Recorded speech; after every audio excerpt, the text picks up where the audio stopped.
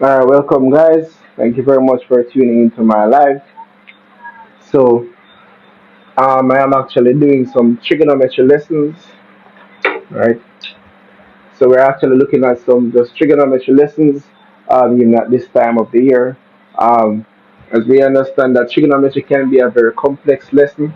However, my aim is that when I by doing these lives that more and more persons will come out and also have a better understanding on how to do trigonometry, right? So that is really my aim, that more persons would actually understand trigonometry. Is not a very hard or difficult topic, and I'm sure that by doing this more and more persons will have a better understanding of it.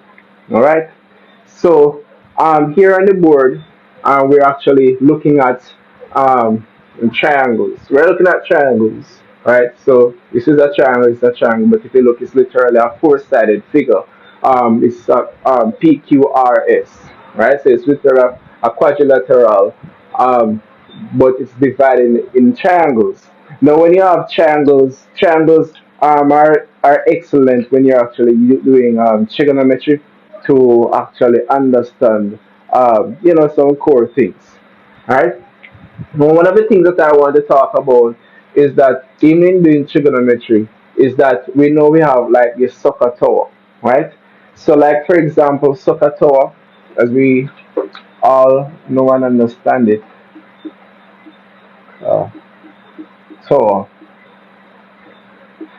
right? The soccer tower is really a trig function or a trig ratio that really works very well on right angle triangles, right? So soccer tower works very well on right angle triangles.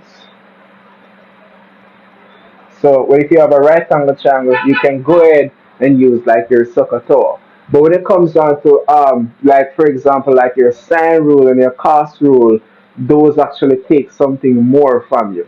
Right? There are just some basic concepts even in understanding soccer tower because trigonometry in general is not necessarily a triangular based subject which really deals with angles. However, it's just that when you talk about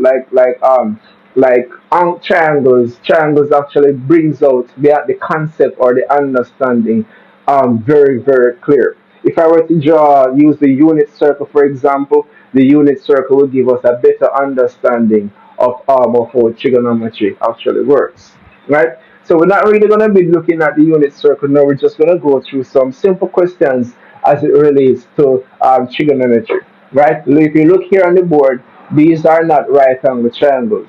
And the fact that they are not right angle triangles, it simply means that we cannot go ahead and use SOHCAHTOA. So SOHCAHTOA is really for right angle triangles. All right? So let's actually look at what we have here on the board. And even as we're looking at it, there are just two formulas that I just want us to have in mind as we're really going through this. Is that I want us to look at, for example, your cost formula, the cost rule formula.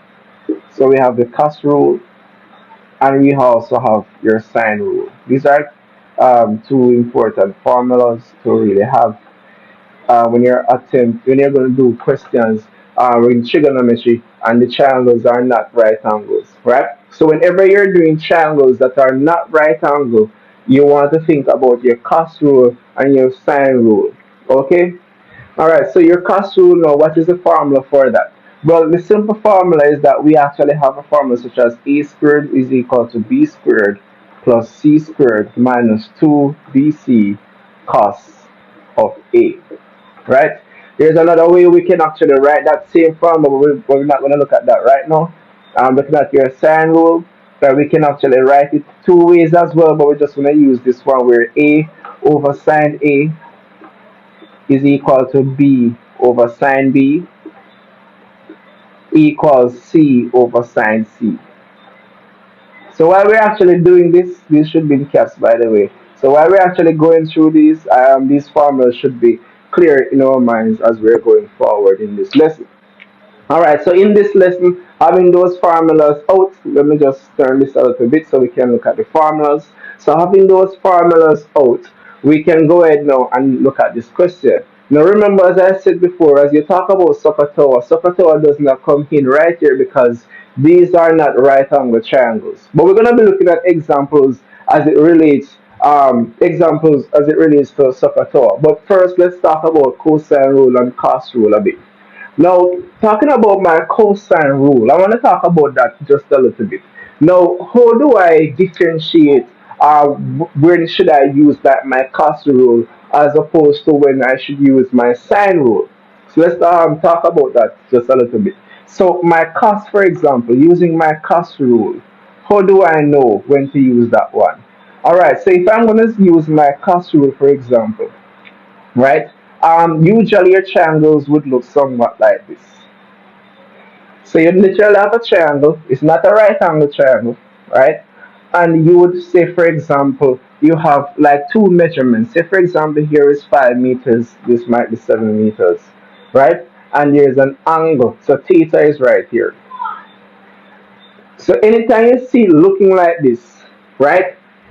And theta would be right there. And they see looking like this, you can really start to think of my cosine rule, right? Now you will also probably depending on what you're trying to find here. So for example, if we in a case such as this where we don't have a measurement given for theta, in a case such as this where there's no measurement given for theta, you would like to see like your measurement, the length. Let me just so we can actually see the bottom of the board right there. So if, for example, in a case where we don't know what the size of theta is, usually we would see all the measurements for the three sides. But in another case where if we don't see that, if we don't see this, usually we would know that theta is something. Let's say, for example, theta was maybe about 80 degrees, for example. Let's say theta is 80 degrees.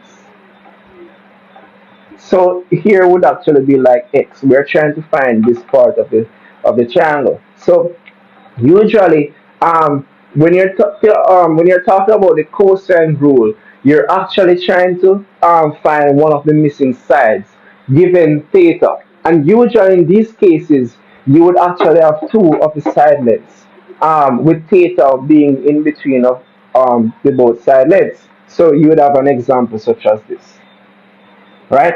So in this case, you would actually use this formula instead of this one. We're going to be looking at this one as well, right? Um, as I was saying before, is that if there are cases where they might have, like, for example, the theta being unknown, the same cost formula can actually use to solve that. So, like, for example, say that was 10 meters, right? This is 5 meters, 7 meters, for example. Here would be like the unknown. And the same formula, although it could be, it would have been transposed or written in a different way, right? The same formula could actually solve for x here, which is theta, and the same formula can actually solve for the side length here. So that's just really an example how we know the difference. So just always look out for these, for something looking like this for your cost rule. Now that's a bit about your cost rule. Let's talk about our sine rule. How do I know the difference with my sine rule now? My sine rule is that it's, first of all, it's not a right angle triangle. That's the first thing to always take note of. So it's not a right angle triangle, right? So here's how sine rule actually operates. Usually you have like two theta, two angles there, and usually those would be known, right? Let's give here 7 meters. Let's give here 8 meters, for example.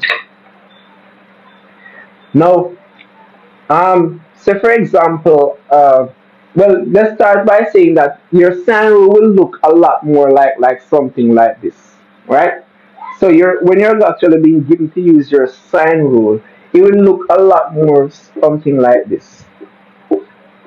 And the problems that you will be given to actually solve using your sine rule, they would actually be given as something like, you'll say, for example, this might be 60 degrees. This marker is a bit pale. Let me just change that.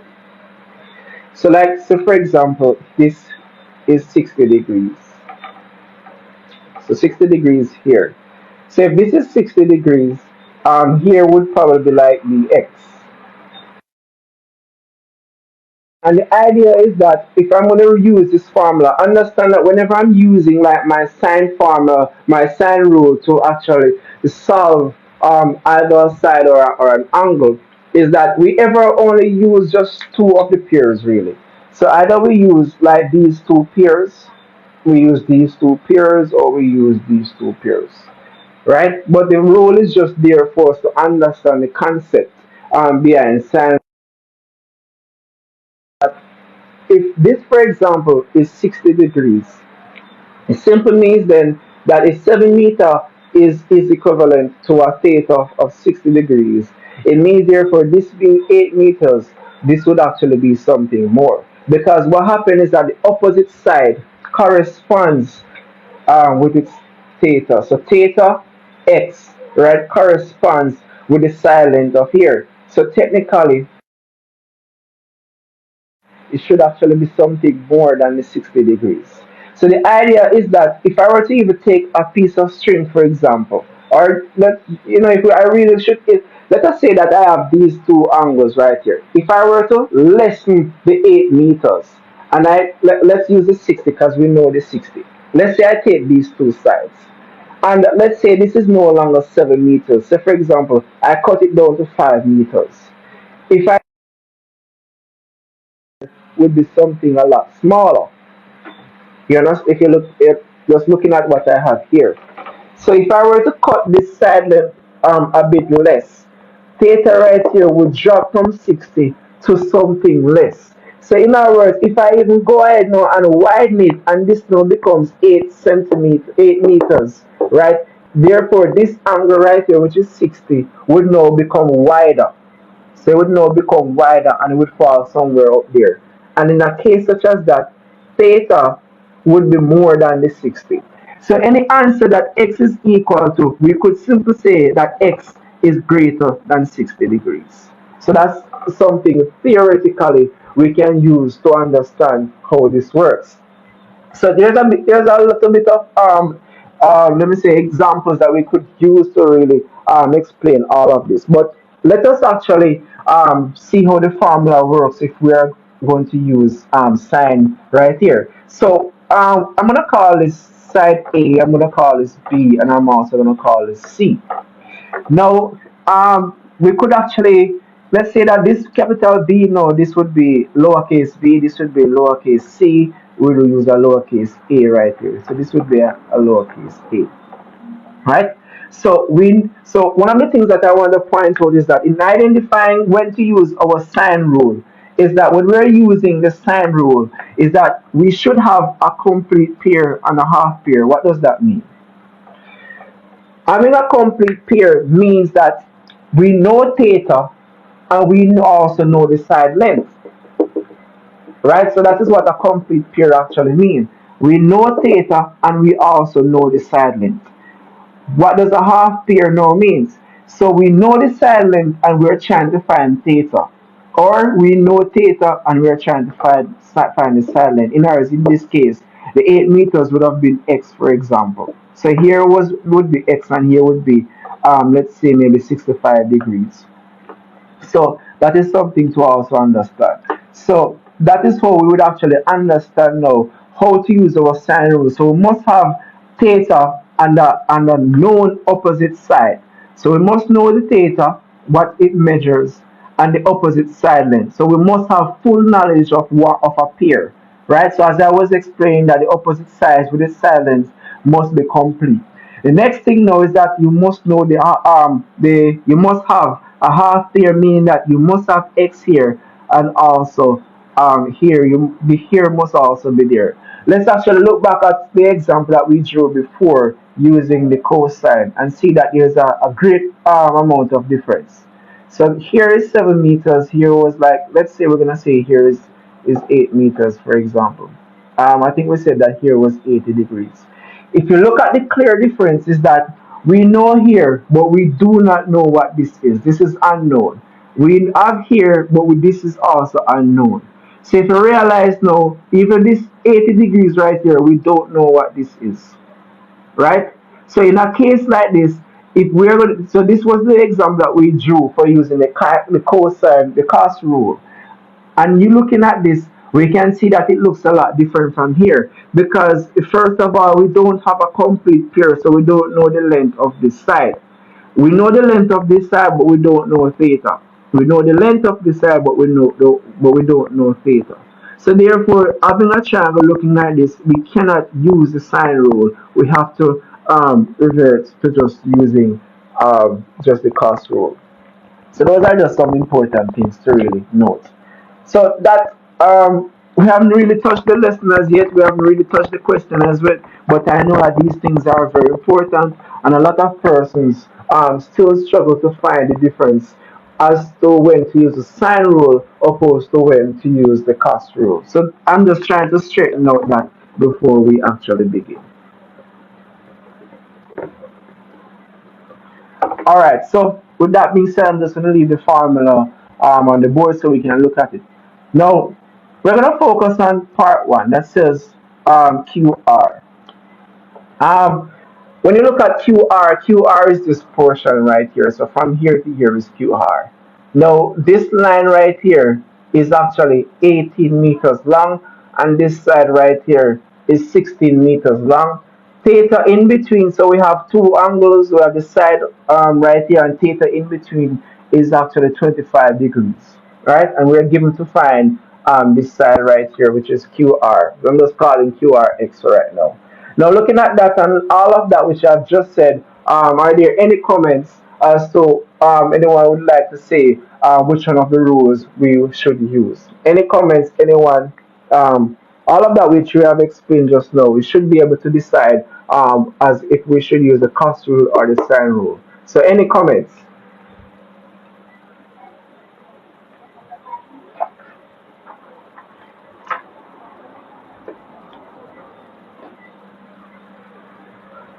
All right, so we're actually going to be using our calculators because, of course, we have to use our calculators, right? And if you were to use, like, for example, the unit circle, you could actually use the unit circle to even to better understand how these things actually work. And sometimes you might be able to guess an answer, not necessarily using the cosine and the sine, but when we get to soccer tower, sometimes you might be able to guess the answer for your sides or your angle. But looking at this now, here, QR, we're going to find QR because as I said before, when you have the cosine rule, you must have two side lengths and an angle between for the cosine rule. You might want to take a note of that. So when you're using the cosine rule, you actually look if you have two side lengths and theta between or a known angle between, right? And we're trying to find the opposite side to that theta. So that is going to call for my cos rule. Now, what is my cos rule? What's the formula for that? We have it right here. So we're just going to rewrite here as QR with enough spaces to the side of the board. I think there is. Let me just write it a little bit lower so we can all see it. All right, we know that we're trying to find QR and PS. Right, so QR. So what's the formula? We said that we're gonna have this a squared. So understand that there's something I need to point out. This a right here is the opposite side. So this is the side length that is opposite to theta a. So where we see theta right here, this would be 25. This would be cos 25, and this a right here would have been this right here. So this is the opposite side to cos theta, and that is something that I think that is very crucial for us to make note of. And I pray we actually make key note of it. I'm going to change this to a block markup. So we have QR squared equals B squared could be any of the side. The important thing is just to understand A squared and QA. But B squared now could be here could be B, here would be for example C. So we would actually have B squared. Well, I don't necessarily have to have B squared there. I would just simply have like 16 squared, right? Plus 18 squared 18 squared minus 2bc. So b would be 16, and we're going to times that by c, which would actually be 18. Right? And we said cos theta would actually be cos 25. All right? So, in long and short, we can go ahead and actually evaluate these, but never ever include the subtraction and these values. Right? Never do that. I could explain why, but I'm just going to focus on here for now. So just you can actually go ahead and actually focus on these. So 16 square, what is that? Right? So we have 256 plus 18 square. That is what, 324? Is it? Just let me double check. 320, right? It's 324. Just wanted to make sure. Right? As I said before, we can go ahead and do that. Right? Because of the space here, I'm just gonna leave that out. QR squared. When we actually add that, so when we add these, as I said, you can go ahead and add these. Don't be afraid to do that. The problem comes is when you decide that you're going to subtract them, right? So this is a negative 2 times 16, so we're going to consider that it's negative 2 times 16, and then that is now going to times 18. So that's negative 2 times 16 times 18. That's going to be minus 576, right? And then we're going to have cos of 25. So cos of 25, the idea is that here is a multiplication, so we're literally going to have a multiplication 0.91. So what we would do in a case such as this is that we would actually multiply the negative 576 times the 0.91. So we'd actually multiply these two. So multiply that, 576. That's going to give us 580 minus 522. Right? We're just going to roll it off. So we actually subtract these two. And this is literally just rounding off is going to give us 58. So we still haven't found QR because this is QR squared. So in order to find the QR, which is this letter right here, we need to get rid of the square sign, and in order to do that, we find the square root of QR and also the square root of 58. So these would actually be cancelled out, and the square root of 58, I actually kept everything in my calculator without erasing it. So the answer would be 7.6, and that's in meters. So here will be 7.6 meters. Alright? So the other part now we were supposed to find is the length PS. So we're actually going to find the length PS. So how do we do that? Well, looking at PS, we need to decide if we're going to use the cos rule or the sine rule, right? So if we're going to use, like for example, the cos rule, is that we would have literally have where we actually have two side lengths here, and we could actually use it to find this. Can we actually use the sine rule to actually find it? And the answer is yes. Because if you look here, we have the opposite side length and theta. These two pairs, this pair, I should say, is a complete pair. But here, where here would be x, for example, right? So we can actually use the sine rule to actually find this length, which is PS. So we're gonna actually use sine rule to find PS, right? So just let me erase this part. So this is how you actually do it. You just quote the cos rule. So now we're actually going to use the sine rule to actually solve.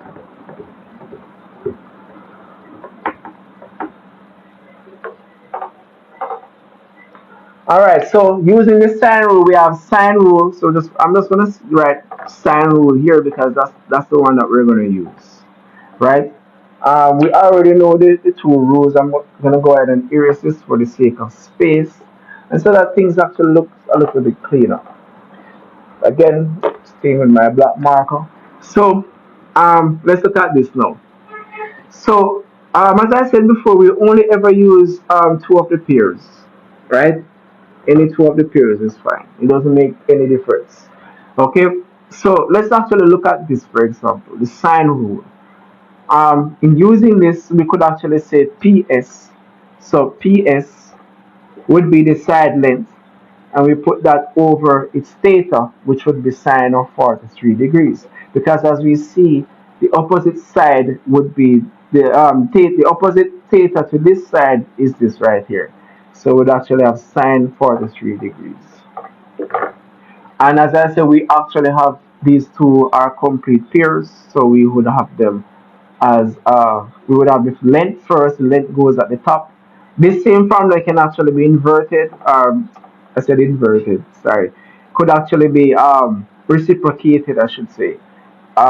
Could actually turn over them, they could flip, right? So they could actually reciprocate. So in that would be, but you're only reciprocate them is if you're actually going to solve theta, right? So you would actually have sine A over A equals sine B over B. So that's another way of writing the same formula, but both of them are the same. All right, so we have 21 here, and we're gonna have sine 72 degrees right there. All right, so let's actually go ahead and work that out. Sine The sine of 43 would actually be, so we would have PS over 0.68, right? I would set that equal to 21 over, would say the sine of 72. That would actually be 0.95, right? So that would be 0.95. Alright, so looking at that now, if we want to solve PS, the idea is that in solving for PS, we actually can multiply both sides by 0.68 just to remove, um, just to solve for PS. So we'll actually multiply both sides by here, and these two will be cancelled out. And if I multiply it here, I also have to multiply it on the right hand side just the same.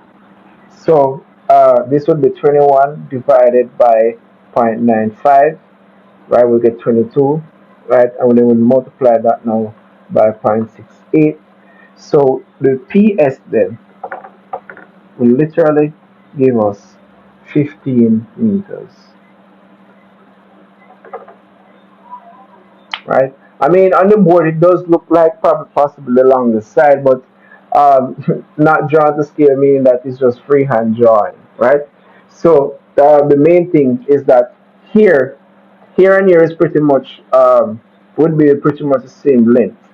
I mean, looking at it, just looking at the eyeball here is actually looking longer, literally, but we understand what's going on here. So this is really just a freehanded sketch.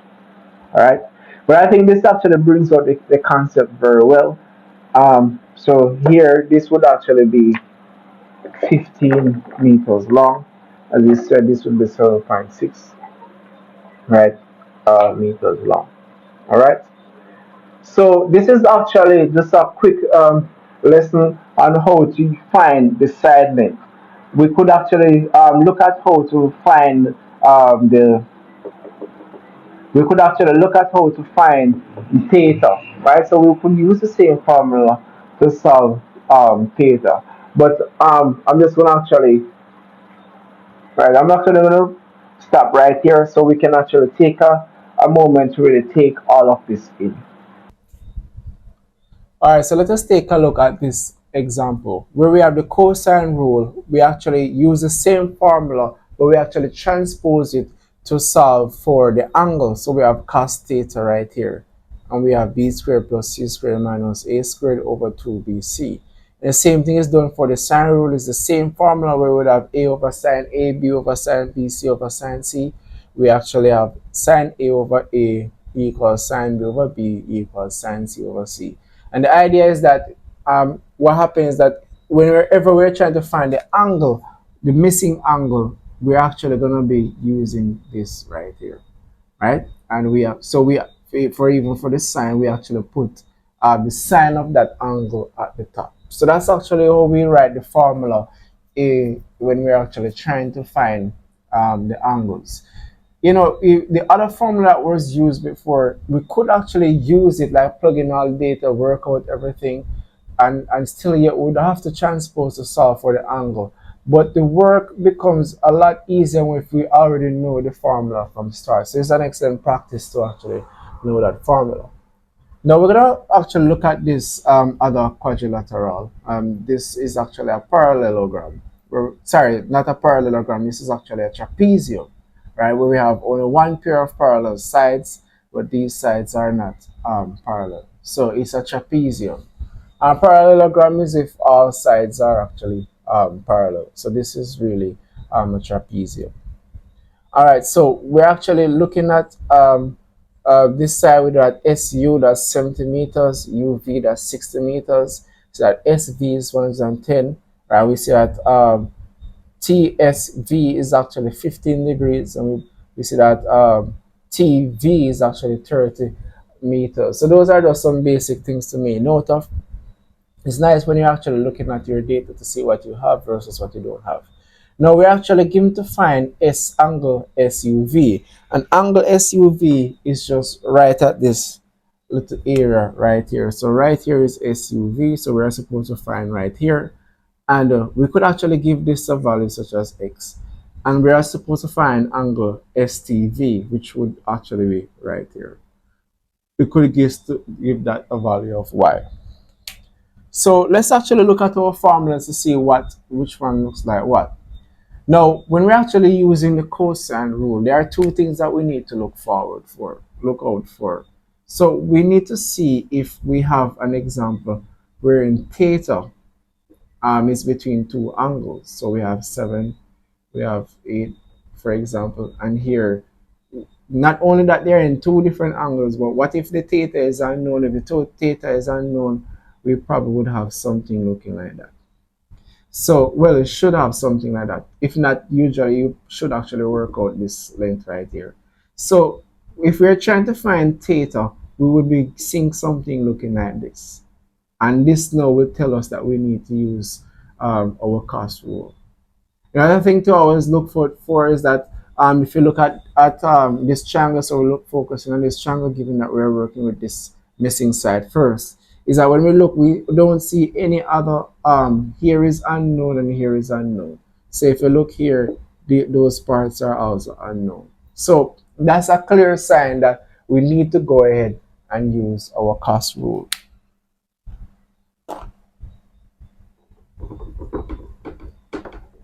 All right, so using our cos rule, all right, we're trying to find x. So I'm just going to say cos x. We start with cos x. That's equal to b squared. B here could be b, here could be c. You know, we could have actually written out this formula using SUV, but that's not really so much necessary. The main thing is that you know what you're putting at each point. So just using this. So that would be 60 squared minus 2bc would be 70 bracket.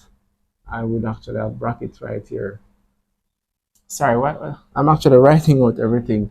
The previous formula is still in my head. I apologize for that. A squared would actually be 110 right there. Of that over 2bc. So we would have 2 bracket 70 bracket 60. Right? One of the main things to always understand is that where x is x, we could not. Alright, the main thing to understand is that wherever this value is, it should be like these two values are the key values. So cos A must be directly opposite to this value right here that you're subtracting. You know, there's a negative value right here, which is negative a squared, should be this side that is opposite to the x, because this is x. So this 10 should be the negative right there. That's something very crucial, because when you're actually trying to find your formula, to work out your formula, that could pose a challenge if this is not, if the negative 110 squared is not in the right place, if it's not being subtracted. All right. So that is something to really to be mindful of. All right. So even in working out this now, the best approach to do is actually to go ahead and work out your top values first. So I'm just gonna punch in all of that into my calculator. That's 70 squared plus 60 squared minus 110 squared. That's gonna give us negative 3,600. So that's a negative value, right? So don't forget that. The next thing now is that we could go ahead and multiply the bottom value, and we would have 8,400. So cos x would equal to that value, and they would actually divide it. But here's something that I want to do before, even as I'm talking about dividing it, right? So when we actually divide, we're going to get cos x equals, and in dividing it, negative 3,600 divided by 8,400, that's going to give us negative, that's going to be 0.428, right? So we're just going to round it off as 0.43. And it should be a negative. So E equals negative 0.43. Right? So that's what I'm going to work with there. Now, there's something that is very important. For some processes, I know that we like to punch in everything in the calculator to get it, but let us look at something. So this is the answer that we just got. Now, if I were to take my calculator and punch in 70 squared plus 60 squared, right, minus 110 squared, and then we divide that value by 2 times 70 times 60.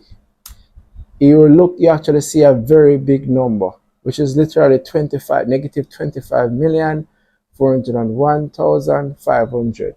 That's a very big number, right?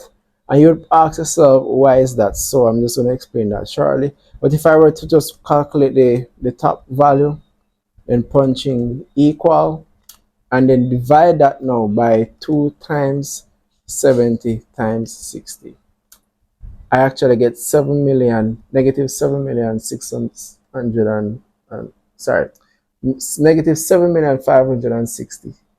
So that's literally what you're seeing right there, right? So why the calculator gave us that error? The reason for that is that understanding order of operation, what it actually did, like just use this for example, right, with a negative 3,600, like the last one that we just did. We actually are saying that we're going to divide that by 2, and we punch in multiply 70 multiply 60. The problem that occurred is that because you use a multiplication in the calculator, what it did was that it computes here first. So it works out 3,600 divided by 2. So that would actually give us 1,800. And then what it did now was to multiply 70, multiply this by 70, and then multiply by 60. 70 times 60 is actually 4,200. So in short, we could say that it multiplied that value by 4,200. So just remember that value right there. I'm just going to remove the negative sign, because yes, the answer is going to be a negative, but I'm just going to ignore that negative sign for this. So I'm going to see if that's really what it did. So remember, the answer what we got was 7,560,000. There we actually got it. So that's what the calculator did, right? So when you're actually working out these things, it's not correct to just punch in everything. Like, the best thing to do is just to work out your top number, then work out your bottom number, and then that's it. But if you really like to go in a fast track, here's what you do. You could take 70 squared plus 60 squared minus 110 squared, right? Punching equal. Then I could say divide, and here's the key now. You could say 2 bracket. Notice I'm not using the multiplication sign. Close bracket, open bracket again, 60, close bracket. So no multiplication there. So it works out the value that I just got, right? If you just want to punch in everything without using any equal sign until you're done, you could open bracket, 70 squared plus 60 squared minus 110 squared, and then close bracket, then punch in divide, and then open bracket again. That's what the bracket is saying. Work out these numbers first, then divide it by the result of these numbers that I'm now going to put in the bracket. So here now I can put 2, and I can use my multiplication sign times 70 times 60, and then close the bracket, right? And I would get back the same negative 0.428, right? Which is 0.43. So that's literally how you go ahead and do that. All right. Now the next part now is that in order to find x, we literally find the cos inverse of 0.43, negative 0.43, that is. Must not forget our negative. The reason for the whole thing about the inverse is that an inverse, like say for example, if I'm solving for x, normally I would say that for x, I would have to divide here by 4 and divide both sides by 4. Because 4 is multiplying x, I would literally divide it to get rid of it in order to solve for x. So x would actually equal 3. Now, we could actually say it a different way. We could literally, what we're literally doing is that we're multiplying 4x by the inverse of 4. We know that 4 is the same as 4 to the power of 1, which actually equals 4, as I said, right? And the inverse of 4, 4 inverse would now be the reciprocal. By the way, I should say that 4 to the power of 1 is the same as well as 4 over 1. Now, 4 inverse, right? The inverse of that would actually be 1 over 4. So that would actually be 4 inverse. So what we're literally doing is that we're literally multiplying both sides by the inverse of 4. So here would be cancelled out, right? So we're literally left with 1x or just x. X is equal to 3. So it's the same thing that is going on. Literally the same thing. So what we're doing is that we're technically, you could say that cos is multiplying x, for example, if you want to say it that way. All right? So in solving it then is that we just find the cos inverse. So we would get rid of the cos by multiplying it by its inverse, which would get rid of the cos. So cos is gone. Now we're going to do the same thing on here. We're going to find the cos inverse of that. So let's actually find the cos inverse of our number. We could actually keep the number that we had in our calculators previously and then punch in shift and then cos, which is going to activate this cos with the negative sign up here, which is actually cos inverse. So there we actually have it, cos inverse. We punch in equal, and there we have it. So that is 115 point, I'm going to say 0.4. So x is equal to 115.4, and it's actually in meters, so we're just going to put meters. Oh, sorry. It's actually degrees because we're finding the angle. It's the angle we're finding. Sorry about that. So we find 115 degrees. Right, so here is 115 degrees. 115.4 degrees. All right, so that is the first part. Now, let us see if we can, let us see if the other one is going to take us into my sine rule. Now, in the sine rule is that if you look here, we actually have like 2 angles. Previously, we only had 1. But here we have here. Well, as I said before, here wouldn't be here. So the triangle technically would have had 1 angle. So the y technically is just we put in the y to show where we need to find. But in this case, if for example you're being asked to find the missing angle and you already have an angle, then possibly you might need to use the sine rule. The other thing is that with the sine rule, you need to have a complete pair. So here is known and here is known. But we have a half pair, meaning that one is known and one is unknown. So that is how you activate the sine rule there. So the sine rule comes alive when you see these criteria, that criterion being met. So we actually gonna have, I'm gonna start out with 15 and we're gonna use, because we're finding for an angle, we use this form of the sine rule. So we would start with, we could go ahead and start with the y. We could say that sine y rather. So we should say sine y. And I'm actually gonna use a black marker for this so that we can see everything coming out. So we would actually have sine y. So we would still have sine y, we'll put the sine with the y, and we would have that over its opposite side, which is this side right here, right? So that's actually 110. And we said that equal, remember we just use only two of the pairs, so we say sine y over 110 is equal to, well, we have here, which is sine of 15 over 30, right? So we can actually go ahead and say, because we want to solve sine y, we could go ahead and get rid of the 110. So in doing that, we could multiply both sides by 110. So we would multiply 110 here to get rid of it here, right? And we would actually multiply it right here, right?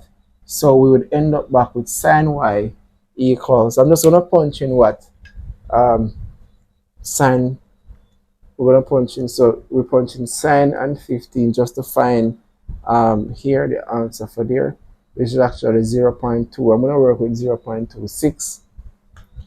So we'll have sine y is equal to 0 0.26 times 110 over 30, right? So I'm just going to keep what's in my calculator. So I'm going to now multiply the 110, right? And then divide it. We can go ahead and just type in everything in our calculators as we like. So when we do everything in the calculator, we get sine y is equal to 0 0.994. You're going to run it off to 95. All right. So that's literally what we have there. All right.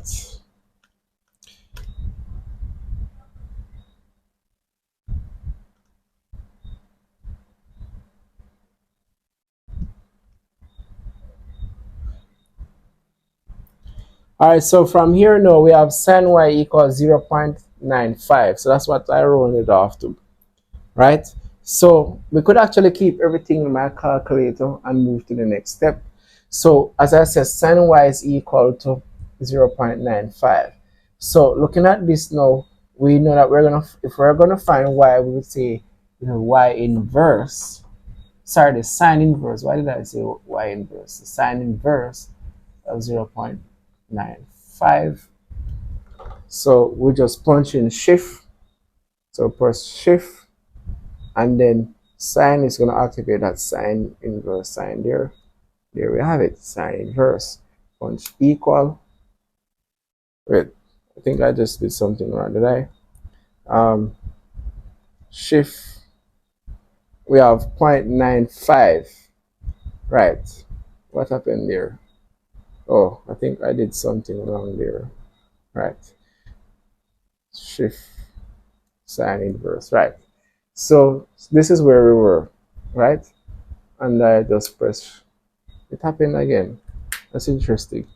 All right, let us actually type in it as sine inverse. I'm not sure why the calculator giving me that trouble. So push shift sine inverse and then 0 0.95. 71.805. Just gonna round that off to y equals 72 degrees. So we're gonna call here 72 degrees, right? So that is literally how you come about your formula, right? Just understand that the main thing to understand with your sine rule is that you must have a complete pair. So you have sine 15, you know that the sine, you know that angle here is 15, you know that the side here, the side length here is 30. But when you look, you also must have an incomplete pair, meaning that you're trying to complete a pair, right? So that would literally be sine y, right? So y right here would be like my half pair. So y now would be the part that you don't know, right? This part with sine y. And then you have that over 110, right? So these two needs to be completed. They are incomplete, needs to be completed. And that is why you use a sine rule. If you are given a situation wherein you literally have, like for example, like let's say for example you have like two unknowns. So say for example you did not know this 30 right here then, right? So here for example is x. You can't have two unknowns. So here can't be x and here is x, or sine unknown, you know this angle. That would be an error, and possibly you might need to look for your code to solve it using your cos rule. All right, so that's really the basic thing that you need to understand from using your cos rule, right? And also your cos formula, especially if you're using to find to solve for the angle, and also for your sine rule, especially when you're trying to find for the angle. Just understand the difference and how they set, right? Two side lengths angle between, right? And for the sine rule, you must have a full pair. So these are actually a complete pair, but this no, well, this was y, so this would have been like the half pair. So that is what you look for. So thanks again for tuning in, and I hope that this was a very helpful lesson. If you're interested in getting trigonometry past paper questions, I have an ebook available on my website at thebookship.com, where you can get access to over 30 past paper CSEC questions. And not only that, you will also get the solutions for each of the problems. All right. So that's at my website, thebookship.com. So you can go over there and see my other books that are there. Again, thank you very much for tuning in, and I hope that this was very helpful. Please remember to like, share, and subscribe to my channel, and stay tuned for the latest update.